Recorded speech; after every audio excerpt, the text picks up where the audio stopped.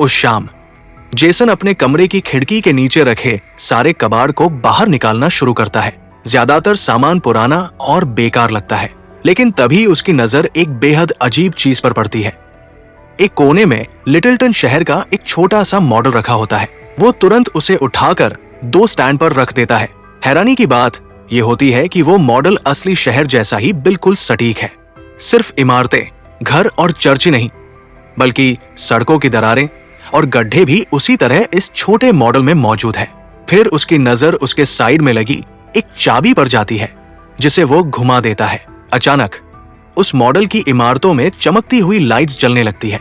Jason उसकी बारीकी देखकर हैरान रह जाता है और उसे चर्च के अंदर अपना ही एक छोटा सा रूप भी दिखाई देता है। वो चर्च को साफ करने के लिए उस पर थोड़ा पानी छिड़कता है, लेकिन उसकी हैरानी की कोई सीमा नहीं रहती जब कुछ ही सेकंड बाद बाहर असली दुनिया में बारिश शुरू हो जाती है।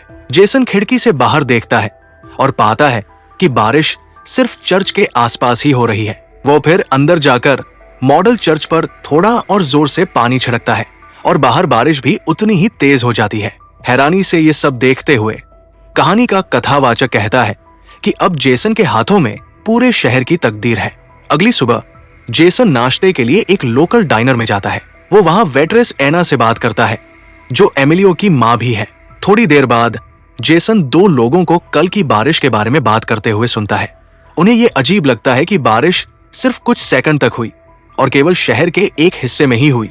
उसी रात जेसन चर्च वापस जाता है और पादरी निकी के पीच रंग के नेल पॉलिश से उस छोटे मॉडल में डाइनर को पेंट कर देता है। अगली सुबह पूरा शहर देखता है कि डाइनर पर नया पेंट हो गया है। किसी को नहीं पता कि ये किसने किया, जिससे एना पहले थोड़ा परेशान हो जाती है, लेकिन बाद में वो इसे पसंद करने लगती है क्योंकि ये इस उदास शहर में थोड़ा रंग भर देता है।